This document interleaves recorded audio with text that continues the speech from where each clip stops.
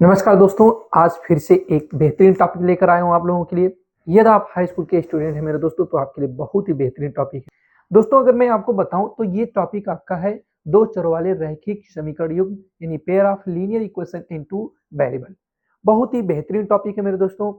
इस टॉपिक को पढ़ने से आपको यक्स और वाई के मान निकालने आ जाएंगे। अगर आप कहें यूपी बोर्ड का सबसे बेहतरीन टॉपिक ये है। बहुत बार यूपी बोर्ड में पूछा जाता है, 6 नंबर में पूछा जाता है, जो कि आपके लिए बहुत ही इंपॉर्टेंट है मेरे दोस्तों। तो जरूर इस वीडियो को पूरा देखिएगा। चैनल पे नए हो तो चैनल को सब्सक्राइब कर लीजिए, वीडियो को लाइक कीजिए, प्यारा सा कमेंट कीजिए मेरे दोस्तों। चलिए शुरू करते हैं अपनी इस टॉपिक को। देखिए मेरे दोस्तों, कह रहा क्या, दो चरों वाले रैखिक समीकरण। एक एक वर्ड को बहुत इत्मीनान से, बहुत ही ढंग से हम लोग सीखेंगे, ताकि किसी भी प्रकार का कोई भी कंफ्यूजन ना बचने पाए। ठीक है मेरे भाई, चलिए। अब बात यहाँ पर कह रहा है कि दो चरों वालों, अगर हम कहें तो दो का मतलब तो एक नंबर ही होता है, जिसको आप अंक में कहते हैं। दो का मतलब तो दो नंबर ही होते हैं, यानी दो नंबर की बात हो गया। चरों की बात करें तो यक्स वाई, यक्स वाई मेरे दोस्त, दो चरों की बात कहा है, इसीलिए दो चरों में कहें तो एक यक्स हो जाएगा और एक आपका वाई हो जाएगा। कुछ इस तरह से हम लिखते हैं। अब रैखिक समीकरण, रैखिक का मतलब रैखिक वर्ड से भी समझते हैं मेरे दोस्त, बहुत ही बेहतरीन तरीके से समझेंगे मेरे भाई।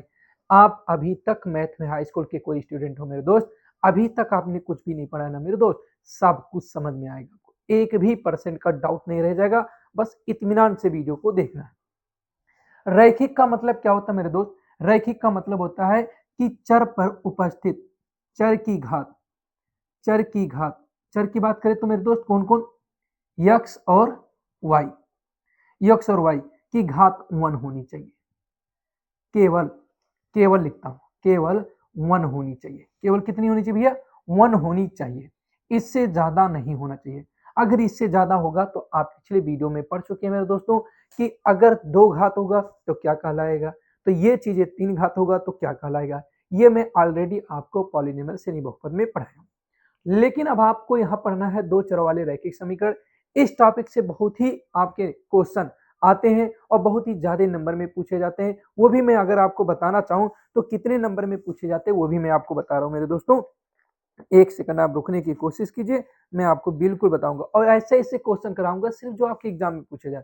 बेमतलब के कोई क्वेश्चन करने की जरूरत नहीं है, सिर्फ वही क्वेश्चन करने जो आपके यूपी बोर्ड के एग्जाम में आते हो मेरे दोस्तों। ठीक है, अगर मैं आपको बताऊं मेरे भाई, तो 2 नंबर में भी ये क्वेश्चन पूछे जाते हैं और आपके 2 नंबर के साथ साथ में ये क्वेश्चन आपके 2 नंबर में भी पूछे गए हैं, 6 नंबर में भी पूछे गए मेरे भाई। 2 नंबर के साथ साथ 6 नंबर में भी पूछे गए हैं, तो इस बात का आप विशेष ध्यान रखें। 6 नंबर में पूछे जाते हैं, 2 नंबर में पूछे जाते हैं।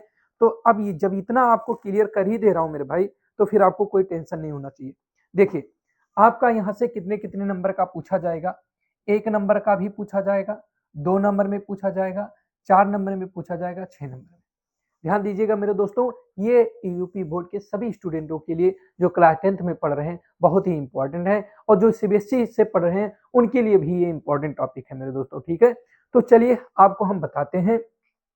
दो चरों का मतलब एक्स और वाई का होना फिक्स है। दो चरों का मतलब एक्स और वाई का होना फिक्स है। रैखिक का मतलब एक्स और वाई के गुणांक, सॉरी एक्स और वाई के जो घात होंगे वो कितने होंगे? 1 होंगे, इससे ज्यादा घात नहीं होगा। ठीक है, कृष्णा तुम बैठ के पढ़ो भाई, कोई दिक्कत नहीं, चेयर रख लो या तो। ठीक है, चलो। कृष्णा भी क्लास ले रहा है क्योंकि वो भी क्लास 10th में ही है, तो इसीलिए वो भी क्लास ले रहा है, तो इसीलिए मैं उसको भी कहा। तो आप सब इत्मीनान से इसको समझने की कोशिश करें। ठीक है मेरे भाई, अब मैं आपको मानक रूप बताता हूं कि कोई भी दो चरों वाला रैखिक समीकरण है तो उसका मानक क्या होता है। देखिए मेरे दोस्तों, दो चरों वाले रैखिक समीकरण, दो चरों वाले, दो चरों वाले रैखिक समीकरण, रैखिक समीकरण, हाँ एक वर्ड और मैंने आपको नहीं बताया, उसमें से आता है समीकरण। समीकरण वर्ड का भी मीनिंग आपको मैं समझा दूं। समीकरण का मतलब इक्वल का सिंबल लगेगा, इक्वल के इधर कुछ लिखा होगा, इक्वल के इधर कुछ लिखा रहेगा। इक्वल के इधर जो लिखे रहते हैं वो लेफ्ट हैंड कहलाते हैं मेरे दोस्तों, और जो इधर लिखे रहते हैं वो राइट हैंड कहलाते हैं। ठीक है मेरे भाई, यानी ये बायां पक्ष कहलाता है और ये आपका दायां पक्ष कहलाता है। ठीक है, अब इसके अनुसार हम और भी चीजों को आगे बढ़ाते हैं। समीकरण का मतलब हो गया इक्वल का सिंबल। युग्म का मतलब होता है मेरे दोस्तों, युग्म का मतलब होता है पेयर, पेयर का मतलब होता है जोड़ा। जोड़ा का मतलब कि जब कभी भी दो चर वाले रैखिक समीकरण आएंगे मेरे दोस्तों, तो एक समीकरण नहीं आएगा, आपके दो दो समीकरण आएंगे। कभी भी दो चर वाले रैखिक समीकरण को हल करने के लिए केवल एक समीकरण का हम प्रयोग नहीं कर सकते, केवल एक समीकरण से हम हल नहीं कर सकते। क्यों? क्योंकि जितने चर, ये ध्यान दीजिएगा, जितने चर राशि वाला समीकरण होगा उसके उतने समीकरण होने अवश्य हैं, नहीं तो आपका क्वेश्चन सॉल्व करना मुश्किल हो जाएगा। यानी केवल और केवल अगर आप कर पाएंगे तो केवल और केवल ग्राफ विधि से सॉल्व कर सकते हैं, बाकी और किसी विधि से आप उसको सॉल्व नहीं कर पाएंगे। तो इसीलिए किसी भी दो चर वाले रैखिक समीकरण का आना हुआ तो दो चर वाले हैं तो उसमें दो समीकरण का होना, तीन चर वाले हैं तो तीन समीकरण का होना, चार चर वाले होंगे तो चार समीकरण का होना जरूरी है। ठीक है मेरे भाई, चलिए ये चीजें आपको समझ में आ गई होंगी।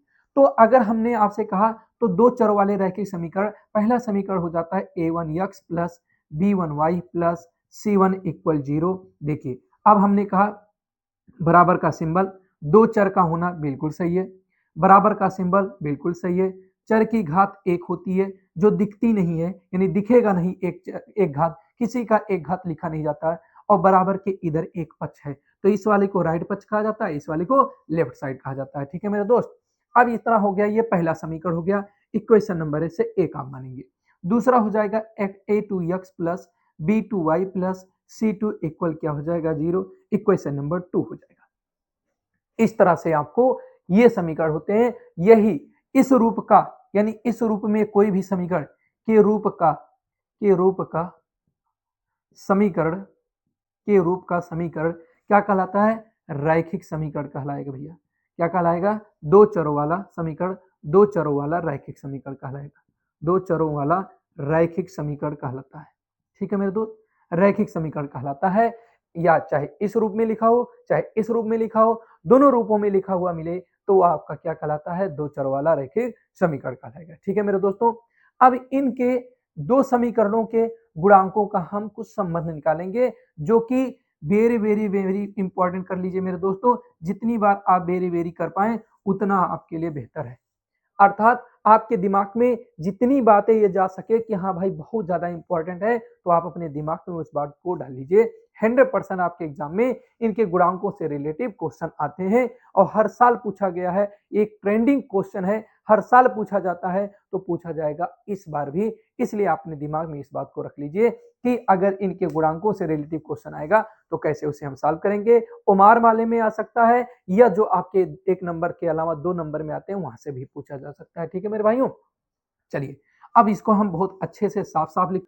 तो दोस्तों आपके सामने ये समीकरण मैंने लिख दिया और इसके बारे में कुछ चीजें मैं आपको समझाऊंगा जो कि बहुत इंपॉर्टेंट है, उसको अपने दिमाग में बहुत ही अच्छे से नोट कर लेना हमेशा के लिए कि भूलना मत। ठीक है मेरे भाई, चलिए अगर मैं आपको बता दूं तो सबसे पहले ऐसे दो समीकरण दिया रहेगा, अगर समीकरण में कोई नंबर इधर आया तो उसको आप भेज दीजिएगा उधर।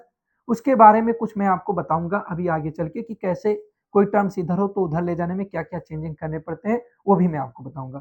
सबसे पहले मैं देख रहा हूँ यक्स के गुणांकों का अनुपात लेता हूँ, यानी a1/a2 कुछ निकलेगा मेरे दोस्त, फिर b1/b2 कुछ निकलेगा मेरे दोस्त, और c1/c2। ठीक, ये हमारा क्या हो गया? यक्स के गुणांकों का अनुपात, y के गुणांकों का अनुपात और अचर पदों का अनुपात हमने ले लिया। ठीक, इतना तो आप सभी लोगों को समझ में आ गया होगा। अब आपको देखना है क्या कि यहाँ पर पहला पॉइंट आपको देखने को मिलेगा, पहला पॉइंट कि मान लेते हैं कि a1/a2 का जो वैल्यू आया है वो नॉट इक्वल b1/b2 का हो जाए। बाकी इधर बराबर हो या ना बराबर हो इससे मुझे कोई मतलब नहीं है, सिर्फ मुझे ये मतलब है कि यक्स के गुणांकों का अनुपात y के गुणांकों के अनुपात के बराबर नहीं है, तो फिर क्या हो सकता है?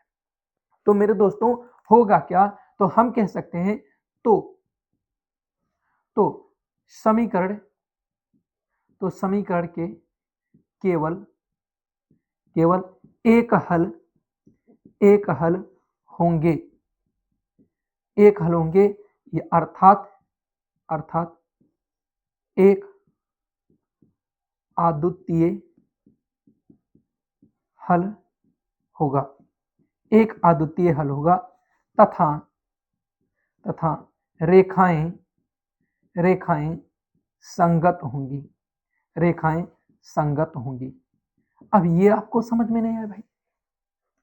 हमने कहा कि जब इनके गुणांकों का अनुपात आपस में बराबर ना हो तो समीकरण के केवल एक हल होंगे, अर्थात एक अद्वितीय हल होगा तथा रेखाएं संगत होंगी। चलिए इस पूरी हिंदी को हम डिटेल्स में समझते हैं, बिल्कुल एक पॉइंट बना के हम ग्राफ बना के आपको समझाएंगे मेरे भाई एकदम बढ़िया से। जैसे मान लेते हैं कि ये हमारा मानना क्या है, ये हमारा एक्स एक्सिस है और ये हमारा वाई एक्सिस है, ये एक्स डैश है, ये वाई डैश है, ये पॉजिटिव होता है और ये निगेटिव होता है, ये पॉजिटिव होता है और ये निगेटिव होता है। ठीक है मेरे भाई।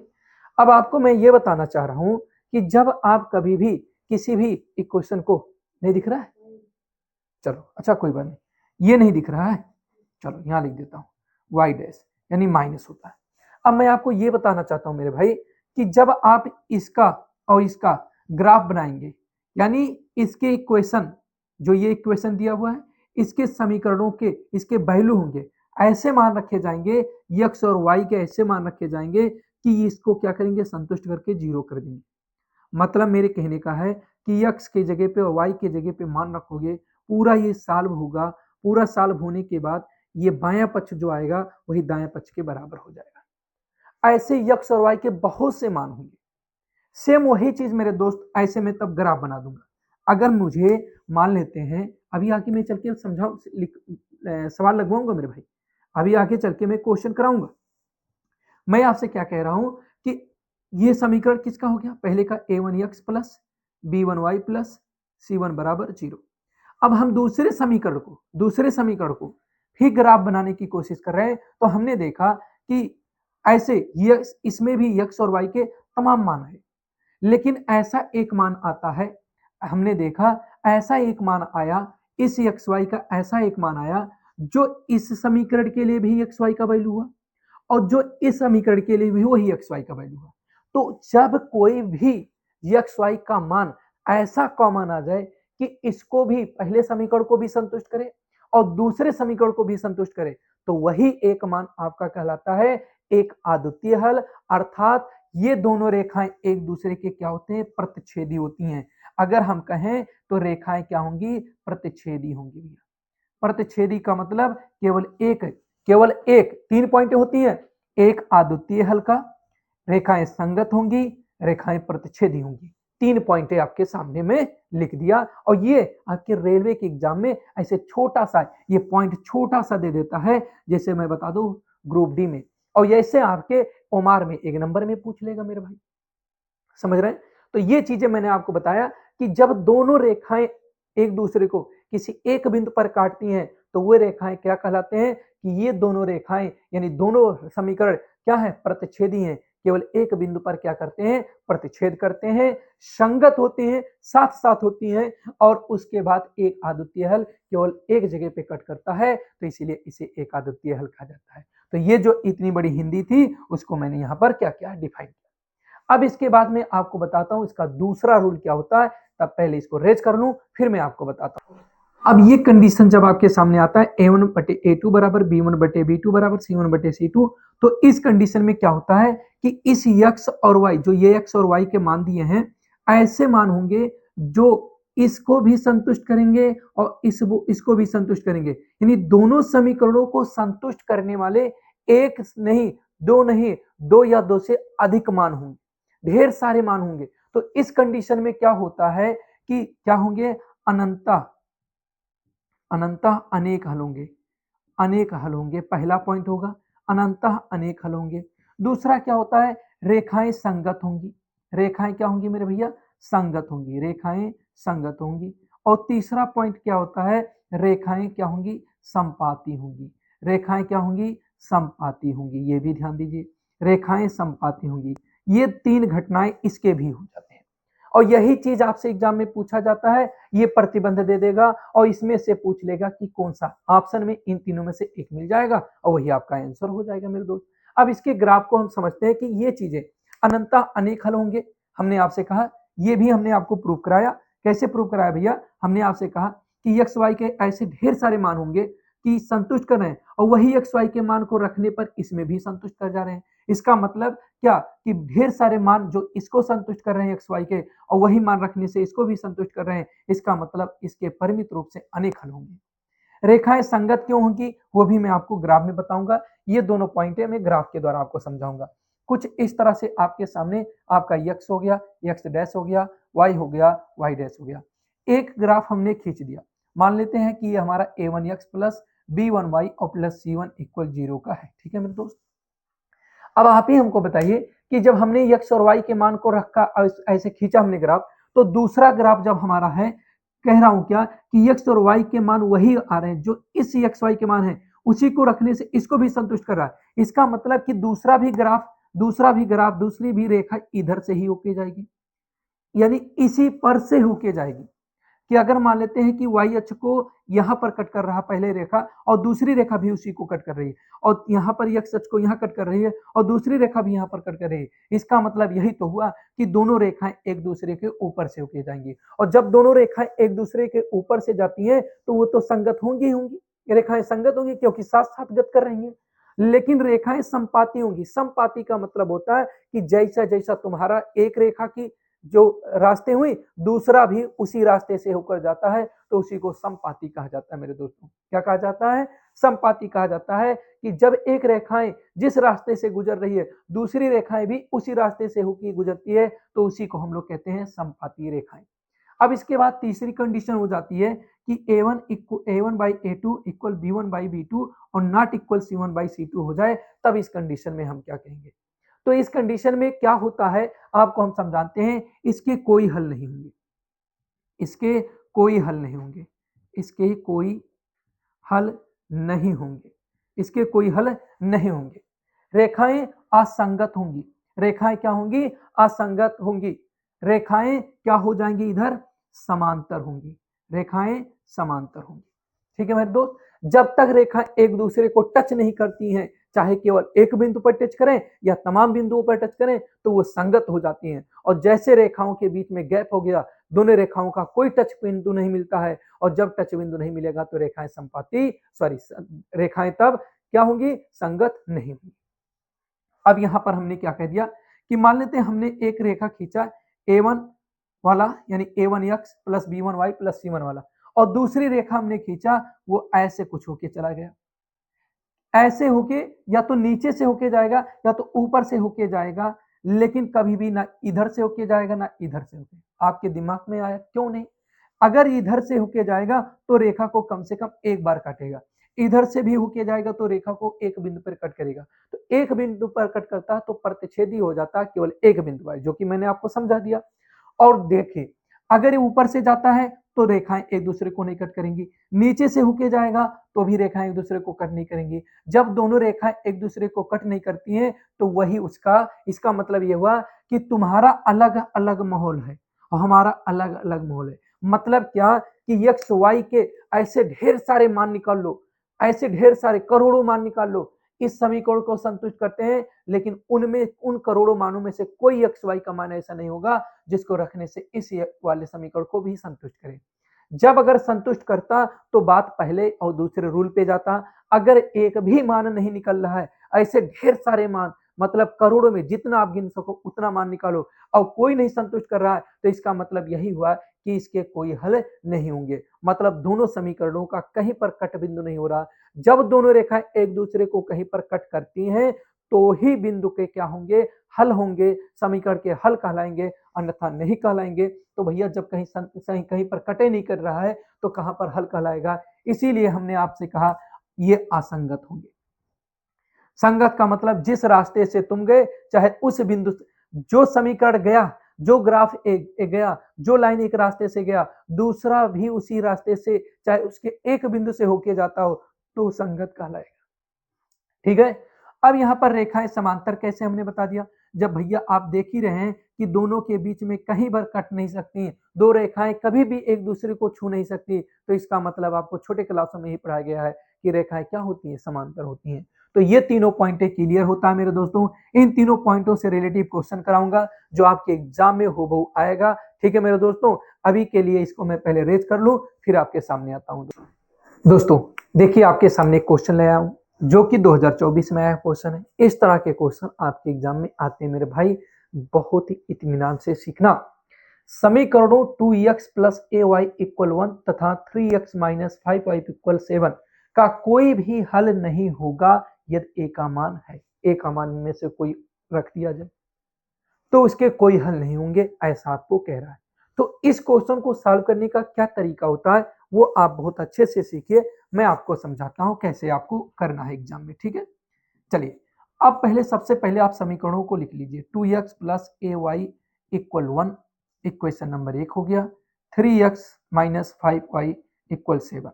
हमने आपसे यही कहा था कि समीकरण में जो ये वाला टर्म दिखे उसको भी उस तरफ कर लो और इक्वल 0 कर दो। इसको भी उस तरफ ले जाएंगे तो माइनस और इक्वल 0 समीकरण नंबर 2 हो जाएगा। क्लियर मेरे भाई?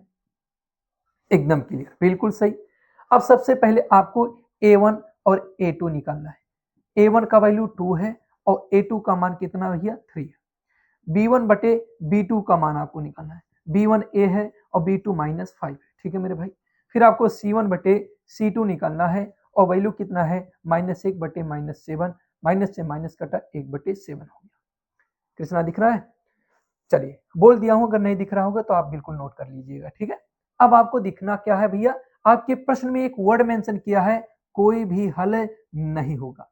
कोई भी हल नहीं होगा, ये आप हमको बताओ कि कौन सा नियम हमने आपको पढ़ाया था, पहला, दूसरा या तीसरे में, किस में हमने आपको सिखाया था कि कोई हल नहीं होगा। तुरंत का तुरंत इस पॉइंट पे आप कमेंट करें, फिर आगे वीडियो को बढ़ाएं, ठीक है। चलिए, आप तब तक कमेंट कीजिए। देखिए, अब हमने आपको बताया था भैया कोई हल नहीं है, तो इस वर्ड को आप मेंशन करें। कोई भी हल नहीं है तो क्या होता भैया, a1 बटे a2 इक्वल b1 बटे b2 और नॉट इक्वल c1 बटे c2 हो जाएगा। तो अब आपको करना क्या है, सभी वैल्यूओं को इस पर रख देना है। a1 बटे a2 का मतलब 2 बटे 3 इक्वल b1 बटे b2 a बटे -5 और c1 बटे c2 1 बटे 7। अब आपकी इच्छा हो तो इससे इसके साथ में रिलेशन निकाल लीजिए या इसका इसके साथ, लेकिन प्रश्न में आपसे कहा है कि ए का मान कौन हो सकता है जिससे समीकरण के कोई हल ना हो। तो जब हो सकने की बात हुई है तो आप इक्वल वाला सिंबल लीजिए, यानी जिसमें इक्वल लगा हो, क्योंकि ए का मान आपको चाहिए, तो इसलिए ये वाला पॉइंट हम उतारेंगे, ठीक है भैया। चलिए, अब अगर देखें तो इसका इधर मल्टीपल हो जाएगा, तो ए को हम रोक लेंगे तो इसका इधर मल्टीपल होगा, तो कितना हो जाएगा 5 दुआएं 10 -10 बटे 3। यानी अगर हम ए का वैल्यू -10 बटे 3 इस समीकरण में रख देते हैं और फिर इन दोनों को हल करते हैं तो 100% ऐसा होगा कि इस समीकरण का, ध्यान दीजिए, इस समीकरण का कोई भी हल नहीं होगा। किस कंडीशन में? ए बराबर -10 बटे 3 की स्थिति में, ठीक है मेरे भाई। पूरी तरह से मैं उम्मीद रखता हूं कि ये चीजें आपको बहुत ही बेहतर तरीके से समझ में आया होगा, ठीक है मेरे भाइयों। 2024 के एग्जाम में आया हुआ है, 2025 में इस तरह का क्वेश्चन टपकेगा, मेरी गारंटी है मेरे दोस्त, देख लेना, ठीक है मेरे भाई। चलिए, एक क्वेश्चन और आपके सामने रखते हैं मेरे भाई। चलिए दोस्त, एक बार फिर से एक बेहतरीन क्वेश्चन आपके सामने, ये भी 2024 के एग्जाम में आया हुआ है, ठीक है मेरे भाई। ध्यान से आपको समझना है मेरे दोस्त, ठीक है। क्या कह रहा है, हूबहू जो मैंने अभी क्वेश्चन कराया, अगर थोड़ा बहुत डाउट रह जाएगा तो इसमें क्लियर हो जाएगा। 3x प्लस 2py इक्वल 2 और 2x plus 5y plus 1 equal 0 द्वारा निरूपित रेखाएं परस्पर समांतर हैं। बस आपको यहाँ पर ध्यान देना है, परस्पर समांतर हैं तो p का मान ज्ञात करना है। सबसे पहले आप क्या करेंगे मेरे भाई, आपके दिमाग में तुरंत ये बात आया कि a1 बटे a2, b1 बटे b2, c1 बटे c2 अनुपात निकालेंगे। आपके दिमाग में यही होगा, बिल्कुल वही करेंगे। सबसे पहले a1 बटे a2 निकालेंगे मेरे दोस्त, तो 3 बटे कितना हो जाएगा 2। b1 बटे b2 की बात करेंगे मेरे दोस्त, तो ये 2p, क्या 2p और बटे क्या 5 हो जाएगा। c1 बटे c2 की बात करेंगे तो देखिए c1 इस तरफ है तो उस तरफ ले जाएंगे तो -2 हो जाएगा, और ये 1 इसी तरफ है तो ये 1 ही हो जाएगा। अब इसका मतलब -2 में केवल लिख सकता हूं। अब आपको ध्यान देना मेरे भाई, इस वर्ड को, प्रश्न में दिए हुए इस वर्ड को, कि क्या शर्त दिया हुआ है, शर्त दिया है परस्पर समांतर है। अब की बार ये ना ये कहा है कि कोई हल नहीं है, ना ये कहा है अनेक हल है, ना ये कहा है एक अद्वितीय हल है। देखिए, इसीलिए मैंने आपको हर एक प्रतिबंध पर 3-3 वर्डों का इस्तेमाल किया था, जिसमें से एक वर्ड तो कॉमन रहता था, दूसरा वर्ड देखिए आपसे यहाँ पर पूछ लिया कि नहीं पूछ लिया, समांतर होंगे। परस्पर समांतर रेखाएं परस्पर समांतर, समांतर का मैंने क्या नियम बताया कि जब तीसरा पॉइंट बताए, जब रेखाएं समांतर होती तो कोई हल नहीं होता। तो आप यहां लिखेंगे परस्पर, परस्पर रेखाएं, यहां लिख देते हैं वर्ड, रेखाएं परस्पर समांतर है। क्या मेरे दोस्त? समांतर है। तो प्रतिबंध क्या होता है? A1 बटे A2 इक्वल B1 बटे B2 और नॉट इक्वल C1 बटे C2। अब ध्यान देना है, P का मान होगा, P का मान होगा तो ये वाला साइड हम लेंगे। चलिए लिखते हैं पूरी चीज को मेरे दोस्त। A1 बटे A2 का मान 3/2 है इक्वल B1 बटे B2 का मान कितना है? 2P/5 है। फिर आप क्या करेंगे? इसका इधर मल्टीपल करेंगे तो 5 तिया 15 हो जाएगा मेरे दोस्त, और इस 2 का गुणा इधर करेंगे तो 2 दूना 4 और इक्वल P। तो P का मान कितना आया? 15/4 आया मेरे दोस्तों, जो कि पहला ऑप्शन आपका सही हुआ। ठीक है मेरे भाइयों, समझ में आ गया कि नहीं आ गया? बिल्कुल आ गया है तो एक बार कमेंट में जरूर करो कि हाँ मुझे समझ में आ गया, ताकि मुझे भी तो अच्छा लगे मेरे भाइयों। ठीक है, तो दोस्तों इस तरह के क्वेश्चन जो आपके थे पूरे के पूरे कंप्लीट होते हैं। तीनों प्रतिबंधों में जितने क्वेश्चन आपके लेटेस्ट 2022, 23 और 24 में आए हैं, ढूंढ ढूंढ के उसका पोस्टमार्टम कर डालो, मतलब उसको बचने ही मत दो, पूरी तरह से लगा लो मेरे दोस्तों। इस वीडियो को देख के पूरी तरह से लगा लो, तीनों प्रतिबंधों को मैं निचोड़ के आपके सामने रख दिया हूं, उसके अकॉर्डिंग आप पूरे के पूरे क्वेश्चन को ढूंढ ढूंढ के लगा डालो मेरे भाइयों।